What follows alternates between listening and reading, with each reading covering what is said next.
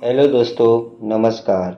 आज मैं आपको शिवलिंग से जुड़ा एक रहस्य और उसका अद्भुत विज्ञान की कहानी बताने जा रहा हूँ। आशा करता हूँ वीडियो अंत तक आप लोग देखें।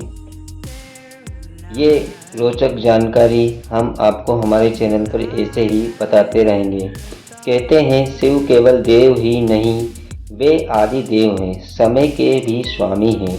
लेकिन क्या आप जानते हैं कि शिवलिंग जिसे हम रोज़मर्रा की पूजा में देखते हैं, वह केवल आस्था का प्रतीक ही नहीं बल्कि सृष्टि का सबसे बड़ा वैज्ञानिक रहस्य भी है।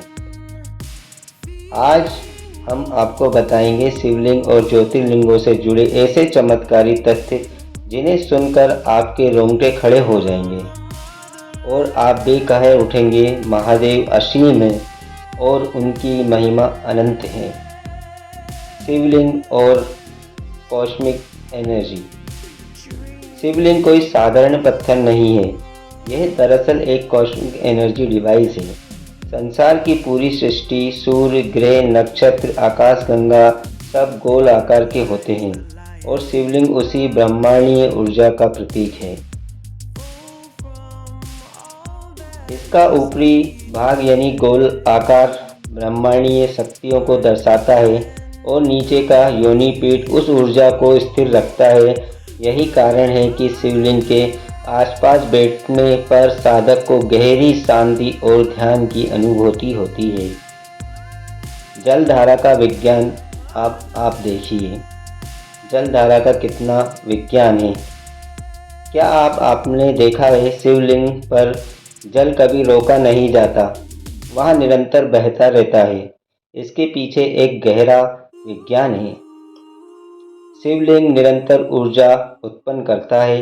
यदि उस पर जल न चढ़ाए तो यह ऊर्जा असंतुलित हो सकती है। जल उस ऊर्जा को नियंत्रित करता है, ठंडा करता है और संतुलन बनाए रखता है। इसलिए शिवलिंग पर नित्य अभिषेक अनिवार्य माना जाता है।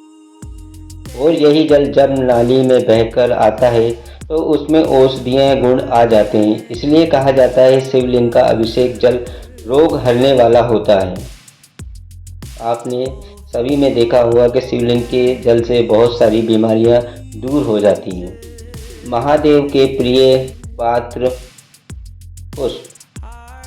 अब सोचिए, क्यों महादेव को बेलपत्र, धतूरा, भांग, आक का फूल और गुड़हल अर्पित किया जाता है?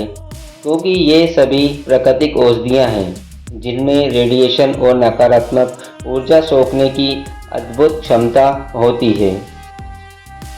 आज आधुनिक विज्ञान कहता है कि बेलपत्र हवा को शुद्ध करता है, धतूरा विकिरण शक्ति को सोख लेता है और भांग मानसिक तनाव को दूर करता है। हमारे ऋषि मुनियों ने ये सत्य हजारों साल पहले जान लिए थे। इसीलिए महादेव की पूजा केवल भक्ति नहीं बल्कि स्वास्थ्य और विज्ञान का अद्भुत मेल है। पंचभूत लिंग। भारत में 5 ऐसे लिंग हैं जिन्हें पंचभूत लिंग कहा जाता है। ये 5 लिंग 5 तत्वों पृथ्वी, जल, अग्नि, वायु और आकाश के प्रतीक हैं।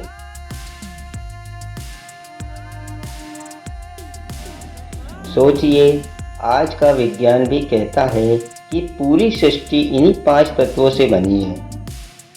लेकिन हमारे पूर्वजों ने हजारों साल पहले इन्हें भगवान शिव के स्वरूप में स्थापित कर दिया। मंदिरों की अद्भुत रेखा भी अलग है। ये तथ्य आपको चौंका देगा। भारत के कई शिव मंदिर एक सीधी रेखा पर बने हैं। केदारनाथ से लेकर रामेश्वरम तक आज की आधुनिक तकनीक से भी इतना सटीक निर्माण करना लगभग असंभव है। जो हजारों साल पहले ये कैसे संभव हुआ?